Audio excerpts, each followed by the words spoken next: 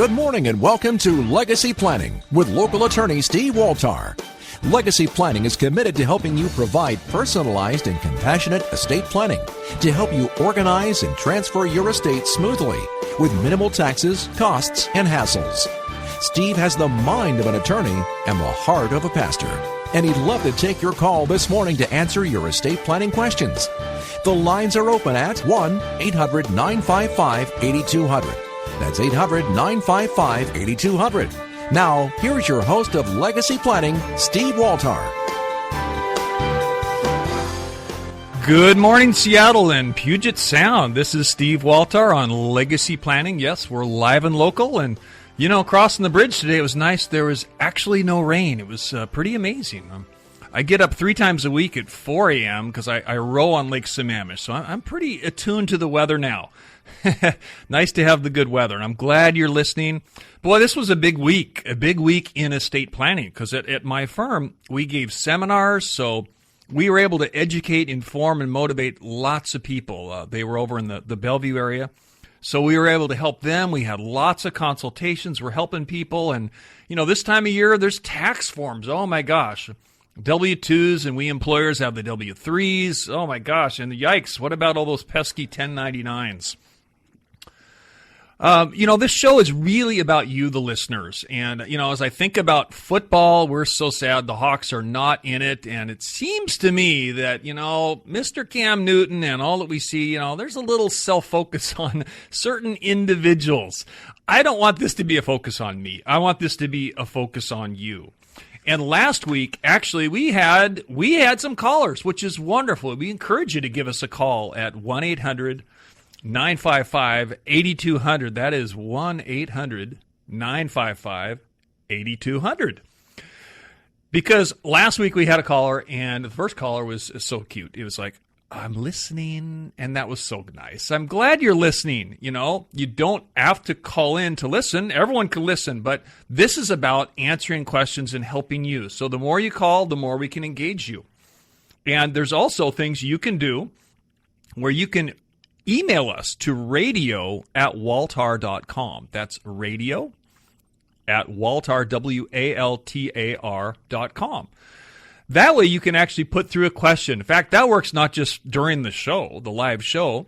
That's a way to follow up with me and my staff at my law firm. That way we can answer your questions throughout the week. We can tell you about the guests that have been on our show. You can even give us ideas about what to do in the future at future shows. So the other thing is we had a great call last week about, oh my gosh, how does this work? What if I've done an estate plan, life changes, I get inheritance or something like that? Should I update the plan? Well, yeah, we want to talk about when should you update a plan. And the other thing is the caller was wondering, how does an estate plan, how does a will or trust, how does that interact with the financial advisors? And that's a great question. That's very, very important in my practice, because if I do a great will or trust and the assets are really bad, then the estate plan's not going to be funded. It's not going to work. In other words, there may not be an estate if someone is in debt, if someone doesn't route their life insurance to the trust that we have drafted for their children, then there's not going to be creditor protection. There's not going to be lots of protection that we want to have. So the heart of what this show is about is I want to draft appropriate estate planning for people. I don't have an agenda to put everyone in a living trust. I mean, I own a trust. It's great. Some people need wills. In fact, sometimes people don't even need a last will and testament. If you're out there driving, do I need a will? Give us a call. Now, I would say most people do need powers of attorney, right? Powers of attorney are important. Actually, this morning I was having breakfast with my guest, who I'll introduce in a little while. And I was trying to scribble down some notes, and I have a pen. And the pen, it says Minor and James Medical from Swedish. And the pen does not work. That is a good reminder to powers of attorney. There are forms that I saw last couple of weeks in my planning office. Someone came in with forms from Swedish Hospital and also someone else from Minor and James, where my own physician is. They have a healthcare power of attorney that is not HIPAA compliant. Now, I don't know if you know what HIPAA means, but let me make it simple here. How can you give authorized consent the very moment you become incapacitated? That's right. How can you, when you're at the hospital and you're, I don't know, if you're out, you're in a coma, you passed out, you had a heart attack, how can you give authorized consent at that moment? You cannot. And HIPAA is the rule saying, look, unless you've given authorized, informed, and adequate consent for who can have access to your protected healthcare information, the doctors can't even talk to you. They can't even talk to your spouse. It's ridiculous. So, just like this little pen didn't work, that's not a huge problem. But if you have a power of attorney that was drafted before 2003 or even 4 or 5, took us attorneys a little while to solve this problem, you may have a real big bad problem. I was kind of concerned because my own brother was in the hospital over the last week, and I wanted to make sure that his very documents worked. And thankfully, he's home and he's getting better. But this is important stuff. So, again, legacy estate planning is about making sure that you have the right documents to keep you out of court while you're alive. And then how do you provide for your beneficiaries when you're gone? That's important stuff. So let me give out a few things that we talked about at the seminar, and then maybe I'll introduce our guest and talk about homes, because I'll tease that one as well now. I mean, if you have a home and you're wondering when to refi or what kind of a rate you should get, and we're going to talk about those things today. So our number here is 1-800-955-8200. That's 1-800-955-8200. So at the seminar, and what we're happy to talk about is why most estate plans fail to work. We got dozens and dozens of people that came in last week because they think they've done a will or even a trust, and they think it's going to work. Boy, you know, if someone can sign a document and then never go back to it, that's not that responsible. Laws change, beneficiaries change. I talk about perilous times when I give these seminars. I'm thinking of broadcasting one of my seminars actually on the radio. I think that might be a good thing for the listeners.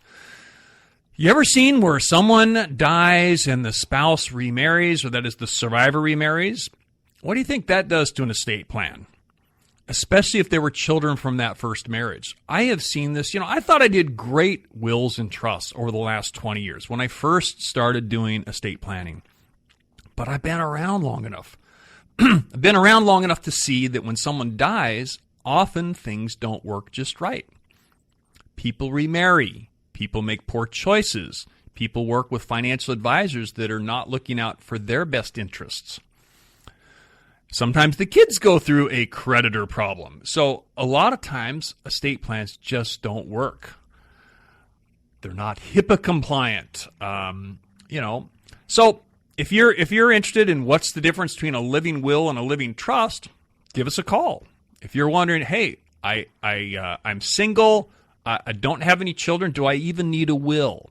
I had people in recently that were very concerned if they died without a will, that things were going to go to her parents. Well, they would. And in this case, that was not appropriate. Sometimes, it's sad to say, but sometimes people are a little bit estranged. They don't get along with parents, siblings, or maybe it would just be a big burden if you die and you gave something to the wrong people. So doing an estate plan, that's what we do here. So really, really good stuff to talk about. The other thing I want to do today is I want to introduce a guest. And his name is Rich Hall. He's just a delightful person. I haven't known him for that long, but we've had a couple of meals. He's met me at my office. We actually had breakfast again, today. Rich Hall is with Cornerstone Home Lending. He's got a passion for helping people. He's been in the mortgage business since 2000. That's actually the year that I founded my own law firm, even though I've been doing estate planning for, over 20 years. Rich works really closely with his clients to help them understand all of their options. He offers personalized care so that people are confident in choosing what solution is best to meet their needs. He's really an educator. In fact, he taught in college for 5 years prior to being in the mortgage business. And we had a delightful discussion this morning about some of those things. And what I'd like to do is I'd like to introduce Rich, and this would be a great show for you to call in if you own a home if you're thinking about refining or anything like that. So, Rich, welcome to the show. Thanks, Steve. It's great to be here. I really enjoy you. You're just a great person, and my own cousin is a great mortgage guy.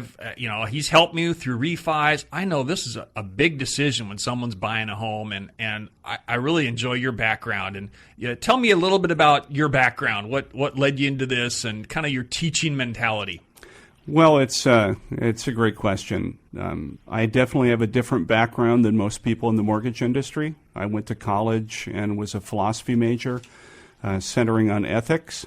And then I actually went and sang opera professionally for about 5 years. And, all right, let's go back. I want to talk about the opera, but philosophy and religion. So I majored in English and religion, then went to Princeton Seminary prior to doing law. So what was the interest in religion, philosophy, some of that stuff? It was something I always had an interest in growing up. And at Oberlin, they had a fantastic religion and philosophy department. And when I was planning to go to law school, and I discovered when I was there that the world needs more lawyers, surely. Well, that's always what I was told I should do. I don't know, maybe because I like to talk, but and I suppose argue.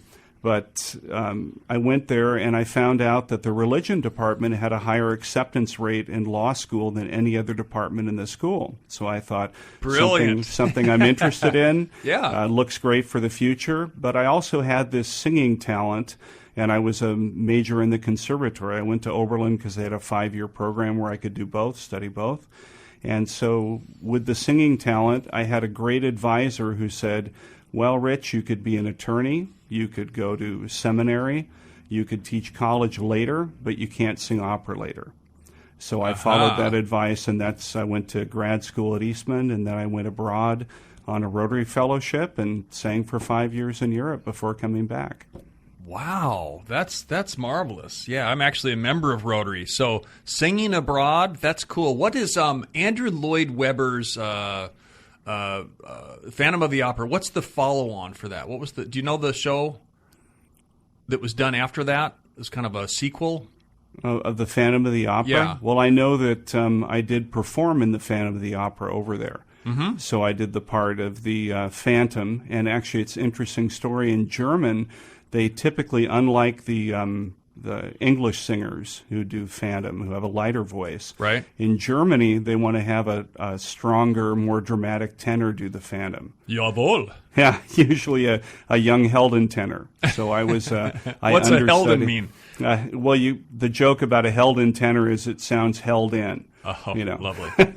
But a Helden means heroic. Uh-huh. So typically a Helden tenor that sings Wagner has a more powerful, more of a baritone type quality to their singing. Mm-hmm. And in Germany, they like that for that particular role. So I know it fairly well. Great piece. Well, I know that I had a client in recently whose daughter was the lead in the sequel to Phantom of the Opera. I forget the name of it, but it has not yet made it to the U.S., but she's hoping she will get the lead when it comes to the U.S. Oh, and that's great. Yeah, so now your voice, people often get to sing even later in life, though. Your voice doesn't change that dramatically, does it? Well, your voice tends to strengthen and darken as you get older.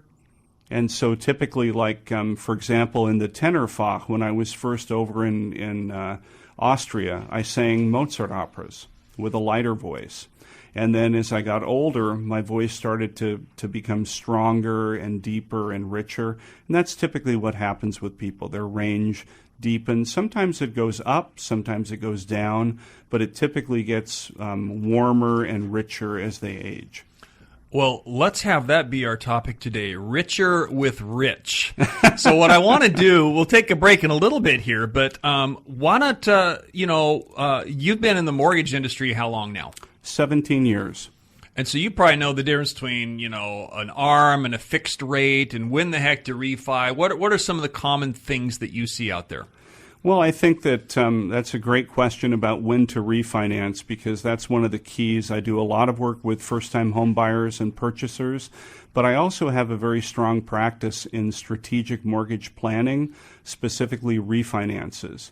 And, you're probably going to refinance your loan several times during the lifetime of having it. And the key is evaluating the cost benefit of a refinance.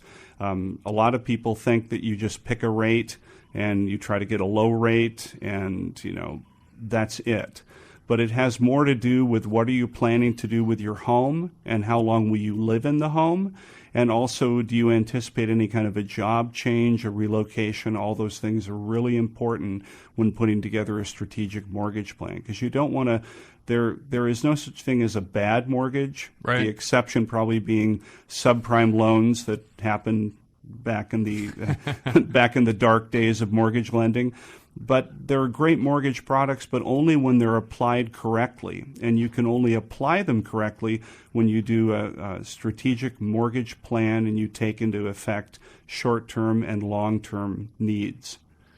Actually this morning when I was in the restroom, there was like the TV broadcasting, and I could hear and see what they're saying there. It was one of these mortgage people on the radio. Refi will save you thousands of dollars. Is that a good or bad deal? I mean, what should someone worry about going with, the first thing they hear, ironically, on the radio? Well, I think that the danger is treating a mortgage like it's a can of soup in the grocery store. That, I see this great can of soup, it's 49 cents versus $2. Right. I mean, a mortgage is, for most people, their greatest debt, their greatest liability, and their home is their greatest asset. So as a mortgage advisor, I also look at myself as a debt manager, and being able to manage that debt appropriately for what they need is most important. With a refinance, it's not just the rate, it's the cost associated with getting that loan. And you could have somebody offer you what looks like a rate that's too good to be true, and guess what? It is too good to be true, because the cost outweighs the benefit of the rate drop. So that's really what you're looking at, is what is the interest rate compared to what I have now, how much does it save me, and what does it cost?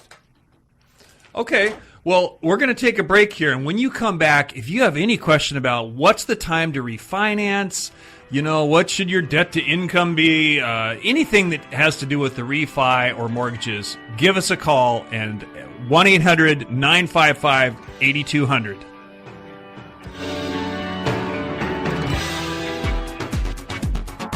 Legacy Planning. Legacy Planning with Steve Waltar. Has it been over 5 years since you've reviewed your estate plan? Well, the laws keep changing. You'll definitely want to keep listening. The lines are open at 800-955-8200. That's 800-955-8200. Legacy Planning. Live and local. This is Legacy Planning with Steve Waltar. Wondering if you really have complete, up-to-date estate plans? Call Steve right now at 800-955-8200. That's 800-955-8200. We're back. This is Steve Waltar with Legacy Planning. And yeah, is your plan up to date? Boy, do I spend a lot of time talking with people about that. And like we were saying before the break, sometimes a home is one of the largest assets you have. And today we've got Rich Hall, who manages Cornerstone, I believe it is. And he does mortgages and refis and stuff like that. And maybe, Rich, one of the best questions for me to start with now is, what's the difference between a bank and a mortgage broker? That's a great question. A bank, when you think about a bank, like a large institution where you have checking and savings accounts, they represent themselves. So, like, let's say that you're at Chase or You mean Wells banks Fargo. are self-interested? Go You're kidding. Imagine that.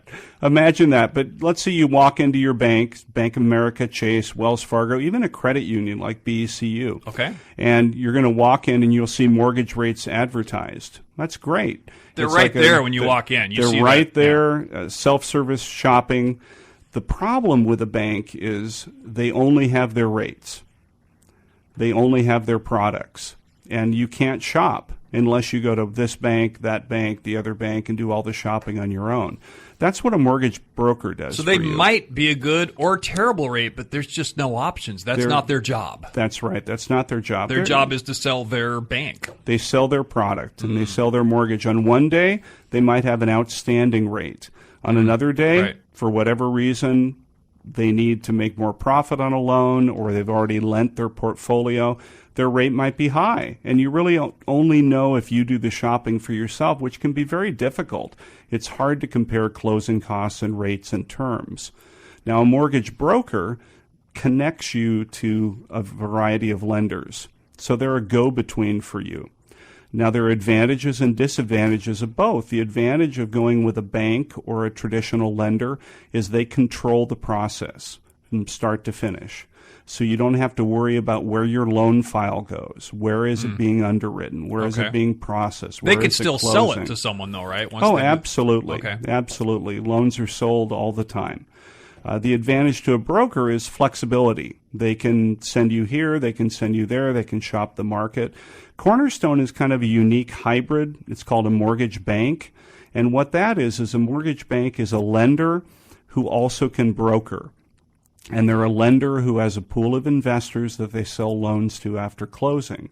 The advantage that we have is that we control the entire process from originating a loan, processing, underwriting, ordering documents, closing that loan, and then after closing, we would sell that loan to an investor. Because we have dozens of investors, we have the same options that a broker has, but we don't have to send your package to the East Coast, to Texas, wherever, lose control of that package, not know when it's going to close, if it's going to close. We make our own decisions. That's called a mortgage banker. So you have bank, mortgage banker, and broker. Okay. Well, and it can get kind of confusing. I think, doesn't it kind of boil down to who do you really trust? Mm-hmm. Is that a pretty important part? I think with any professional, it's who do you trust? Because they're going to take care of you. They're going to come up with a plan, and you have to believe that they're acting in your interest. I always tell my loan officers that I train, it's all about uppercase C versus lowercase c. C is the client, uppercase, and lowercase c is your commission. Oh, that's great. That's really good. Really focus on the client's needs. Yeah, you focus on the client and don't worry about the commission. And unfortunately, during the mortgage meltdown with subprime loans, it was a true focus on what is in it for me, not what is in it for the client and their best interest. That resonates with me because I am not about trying to charge people the most or trying to figure out, everyone needs a living trust plan and this, that, and the other.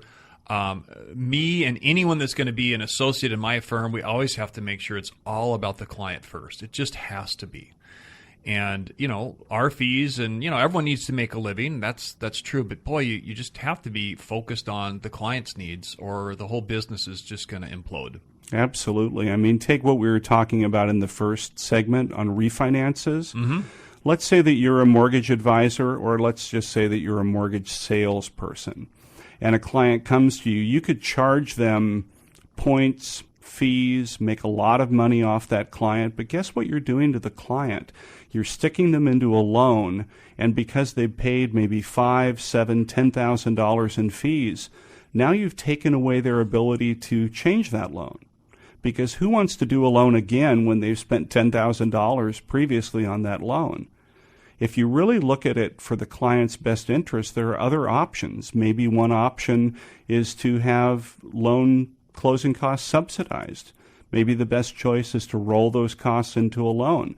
Maybe the choice is to not roll the costs into the loan at all, but to do a no-cost loan. There are just so many different options. That's a phrase I hear a lot. What the heck is a no-cost loan? Yeah, that's the one that's probably the least understood and the most important in the industry, because you'll hear people say, this is a great deal. It's a no-brainer. It's a no-cost loan. I've heard that one. It's a no-brainer. It's a no-brainer. It's a no-cost loan. But the question is it a no-cost loan? Or is it a no out-of-pocket cost loan? And I can't tell you the number of times I've heard clients say, I was talking to this other lender, and they said it was a no-cost loan. It was a no out-of-pocket cost loan. Well, you know what a no out-of-pocket is? They roll it into your loan. Oh, okay. So you don't have to write a check, but you're actually borrowing a little bit more. Yeah. So you're borrowing, let's say it's $5,000. You're adding $5,000 to your loan. You're amortizing that or stretching it over 30 years. So if somebody came to you and said, I got a great loan for you, you just have to pay for it over the next 30 years.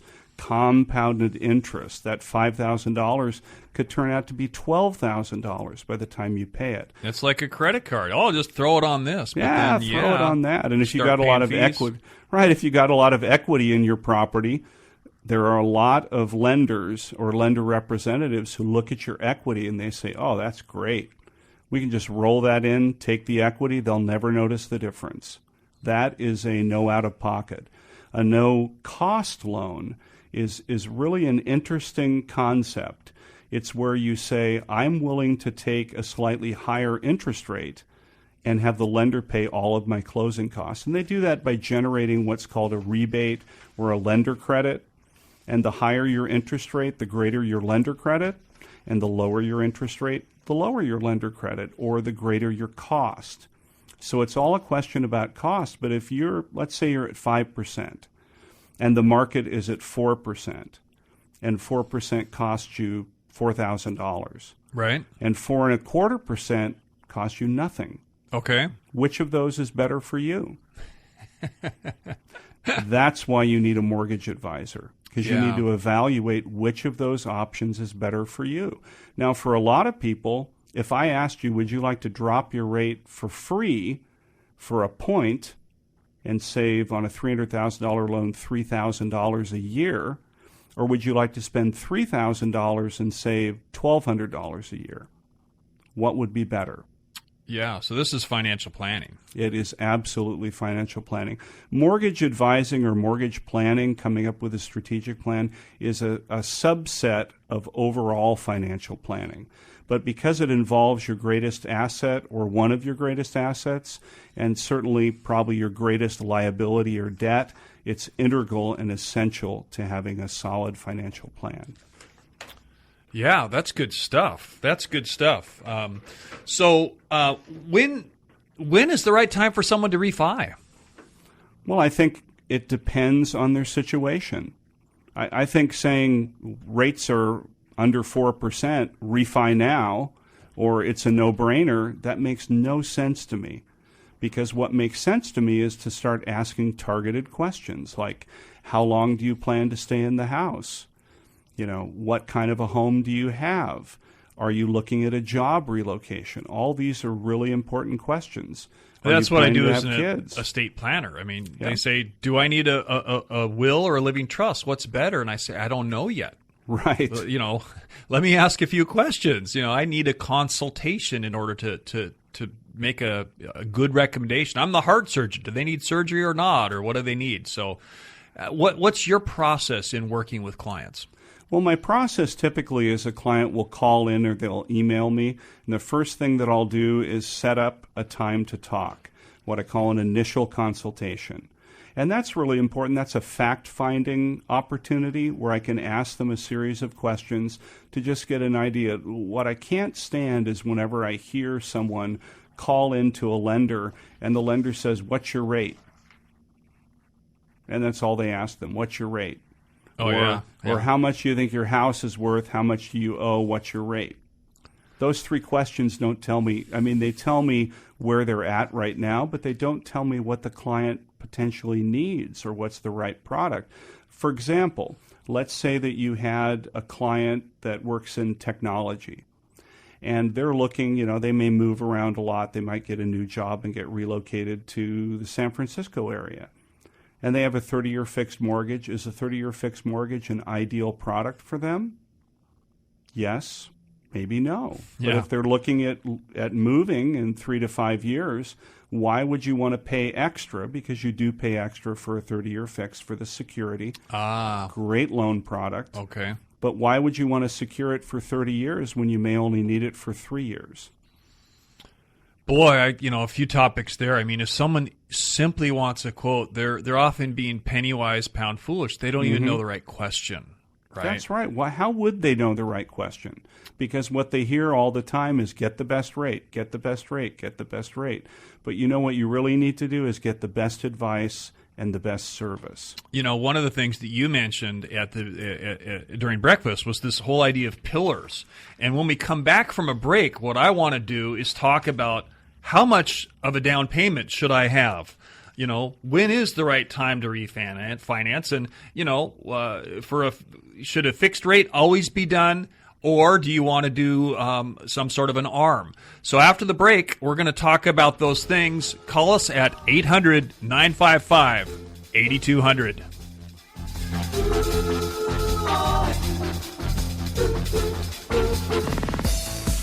Do you need a will or trust or no planning at all? You're listening to Legacy Planning with Steve Waltar.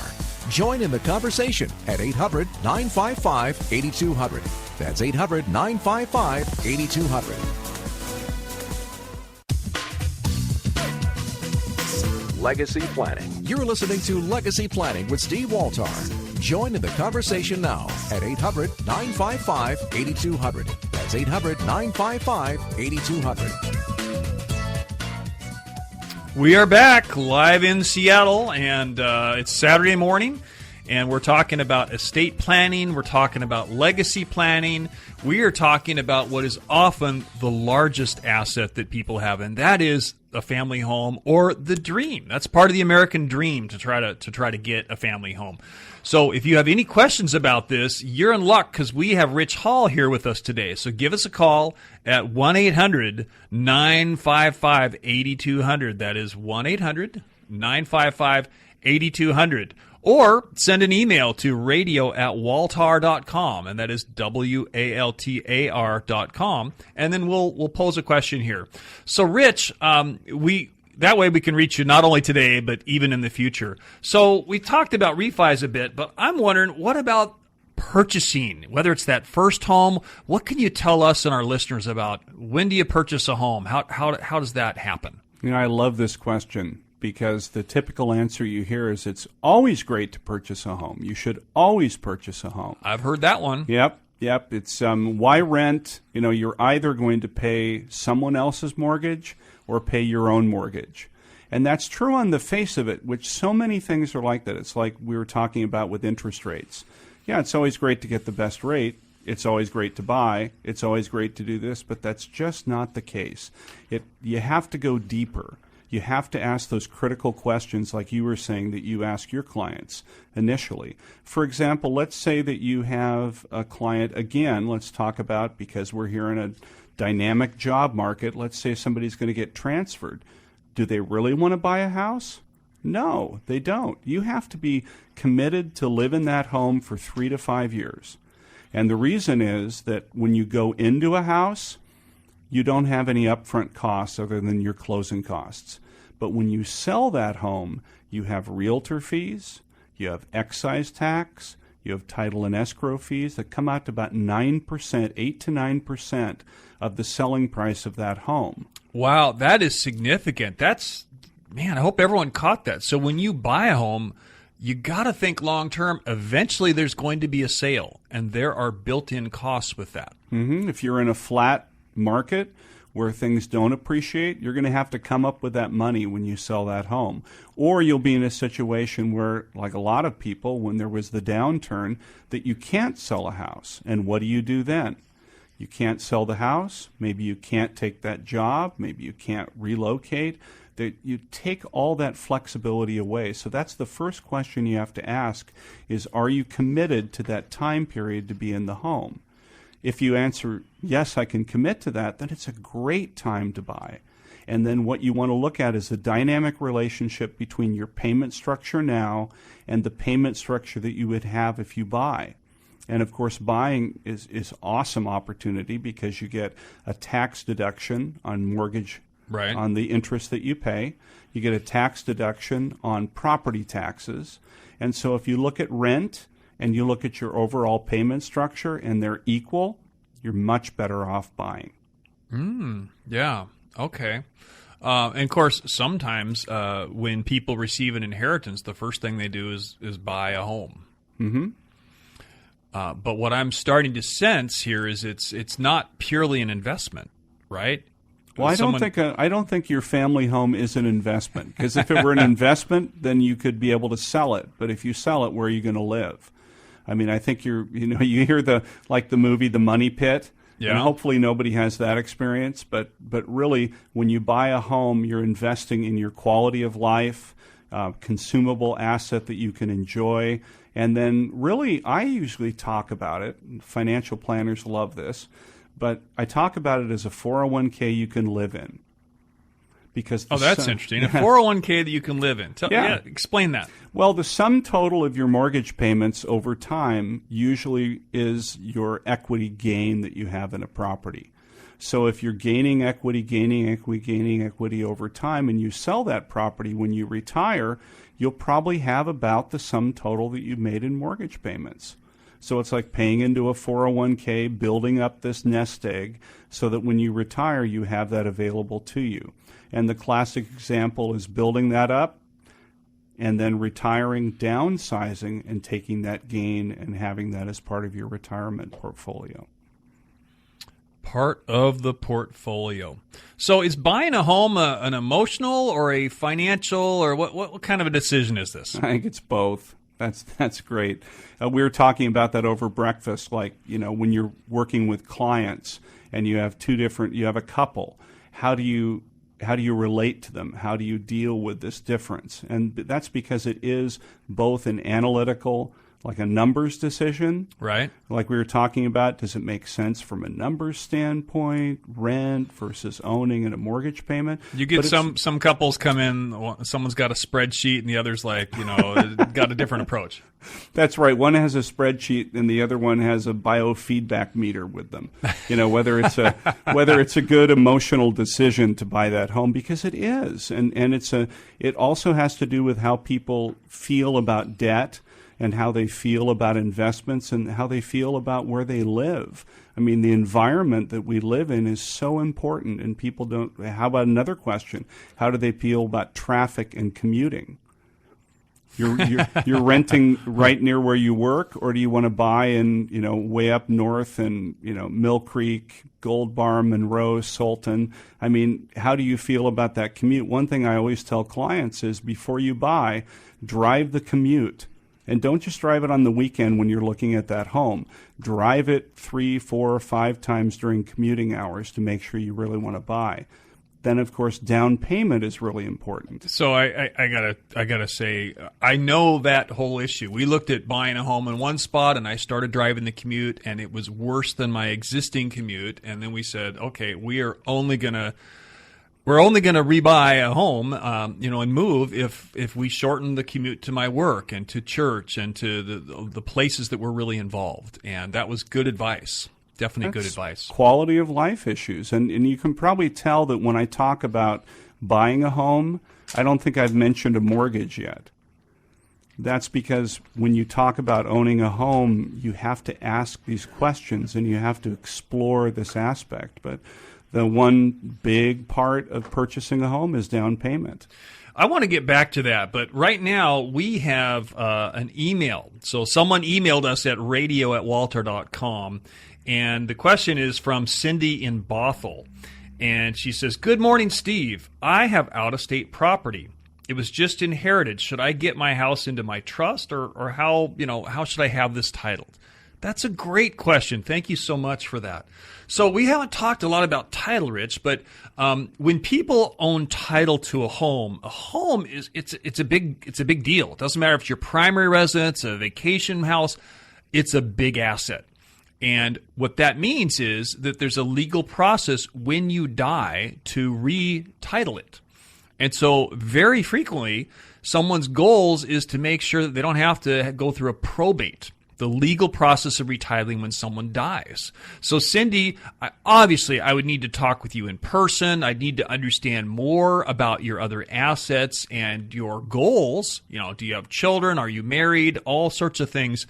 But kind of a rule of thumb, in general, if you have out-of-state property, whether you inherit it or you're purchasing it, if you plan to hold it long-term, it's not just, I'm going to hold it for a year or two and sell it and I'm going to try to make money. If you're going to really hold it long-term, you probably want to own it in a living trust. That way, There's lifetime and death benefits. That way, there's management for a lot of people don't like powers of attorney and institutions, and you have to record powers of attorney if anyone's going to manage real property or do a sale. And so upon incapacity without a trust, there's a good chance you're going to jump through some state hoops. You may have to do a guardianship, which is really a hassle. And then upon death, you have to do a probate. And my gosh, if you got out-of-state property and in-state property, you're dealing with 2 probates, and that's a single person. As for my wife and I, we own property in 2 states, and so we own our property out of state in our joint living trust, and we also own our primary residence in our trust. That way, we've actually avoided 4 probates with 1 trust. So again, give me a call during the week at my actual law office, 425-455-6788. That is 425-455-6788. Or send a follow-up to in fact, we'll probably follow up with you off hours here, to radio@waltar.com. And I would just encourage you to come on in. We will send you a questionnaire. It's too late, but I'm going to start to tell people. I was going to, for someone that actually called into the radio show and had a question about estate planning, I thought I should give out my book, Legacy Wealth Planning. This is the second book that I've written on estate planning, and it's really the wisdom I've gained over the last 20 years of doing estate planning. Kind of the subtitle is Why Most Estate Plans Don't Work and What to Do About It, because you really want to make sure that you solve these sorts of things. So I think maybe what I'll do is next week I'll say, hey, if you call at the beginning of the show and you come on the radio and we're able to talk about estate planning, by all means, I will give out my book, Legacy Wealth Planning. That way you don't have to buy it.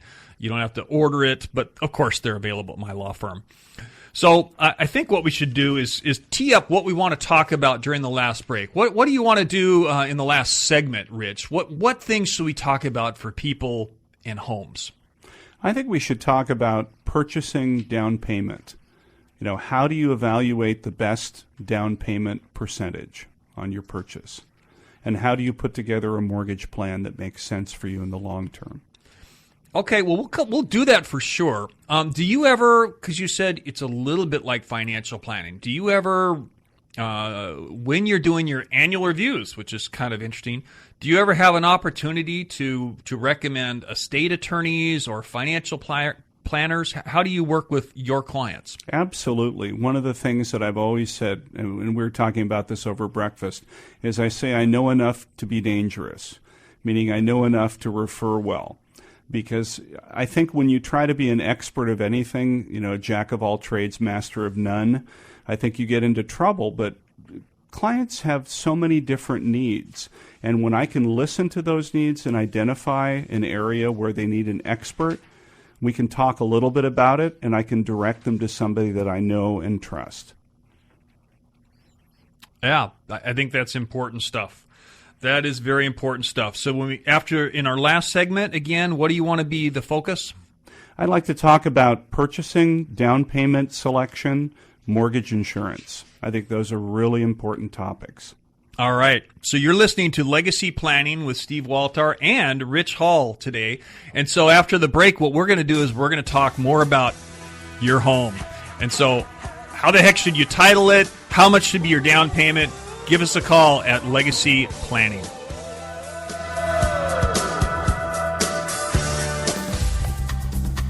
Legacy Planning. You're listening to Legacy Planning with Steve Waltar. Is there ever a good time to do estate planning? Ask your kids. They'll know that right now would be the perfect time. Call in for the right answers at 800-955-8200. That's 800-955-8200.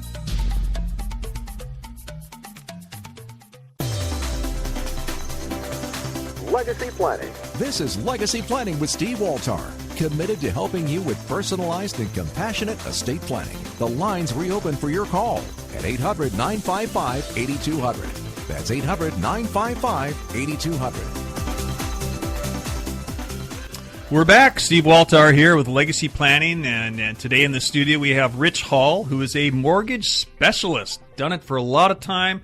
former teacher, college professor, loves to educate people. And I think we should just launch right back into the idea of, if someone's getting home, how much of a down payment should they do? I've heard you got to have 20%. Sometimes I hear 30%. I don't know all the rules for FHA qualification. How do you advise people, Rich? That's a great question, and one that we really cover in our initial consultation about purchasing. The classic is 20% down, right? 20% down, 30% down. Lenders would love that. I mean, they would love you for 30% They want our money, down. do they? Absolutely. Okay. Because the more down payment, the greater the security for the lender. 20% is a typical benchmark simply because you avoid mortgage insurance. Oh, okay. Now, mortgage insurance is a great term to cover because a lot of people don't understand what it is. They think that mortgage insurance is a benefit to the borrower. It is not. Mortgage insurance is a benefit to the lender. What it does is it creates a security if there's less than 20% down. And it's a private company. In FHA, it's the government insures, but it insures the lender. It's a protection in case of default. That's Freddie Mac, Sallie Mae, all those sorts of things, or not? Fannie Mae, Freddie Mac would be conventional loans. HUD regulates FHA loans. Okay. We call those government loans, FHA and VA. So they're a little bit of a different animal. But for example, for mortgage insurance, let's say you have 20% down.